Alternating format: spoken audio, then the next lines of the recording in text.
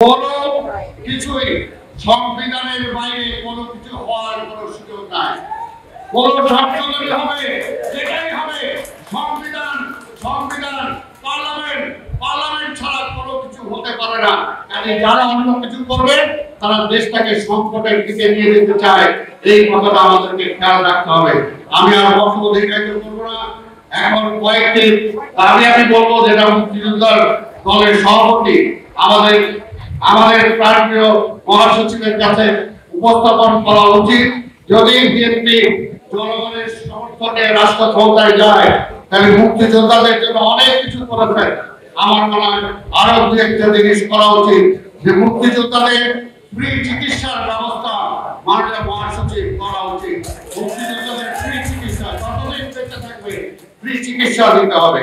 মুক্তিযোদ্ধাদের জন্য পরিবহনে সুযোগ থাকতে হবে, সেটা আমরা বলবো পূর্ণ মাপ করে দিয়ে মুক্তিযোদ্ধার কার্ড দেখে তাকে পরিবহনের সুযোগ যাতে পায় সেই ব্যবস্থাটা করতে হবে।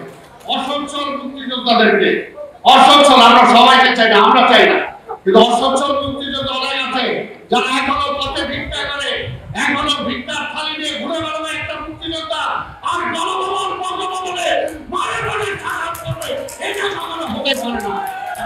মুক্তিযোদ্ধাদেরকে পুনর্বাসনের ব্যাপারে ব্যবস্থা গ্রহণ করতে হবে।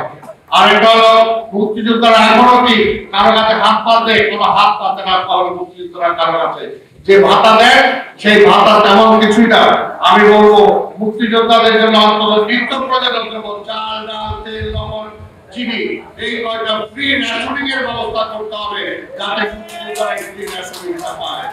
এটা করতে হবে। আরেকটা বলে যেটা বলবো, যে মুক্তিযোদ্ধারা সর্বকালের সর্বশ্রেষ্ঠ সন্তান।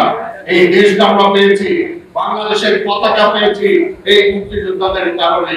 কাজে মুক্তিযোদ্ধাদের স্মরণ করে আমরা মরে যাব, কিন্তু দীর্ঘদিন বাংলাদেশ বেঁচে থাকবে। যতদিন বেঁচে থাকবে ততদিন যাতে মুক্তিযোদ্ধাকে নিয়ে অহংকার করতে পারে, সেই জন্য মুক্তিযোদ্ধাদের আলাদা একটা কবরস্থান করার জন্য আমি প্রস্তাব করে আমার বক্তব্য শেষ করছি। খোদা হাফেজ। বাংলাদেশ নিরপেক্ষ, সত্য প্রকাশে আপোষহীন।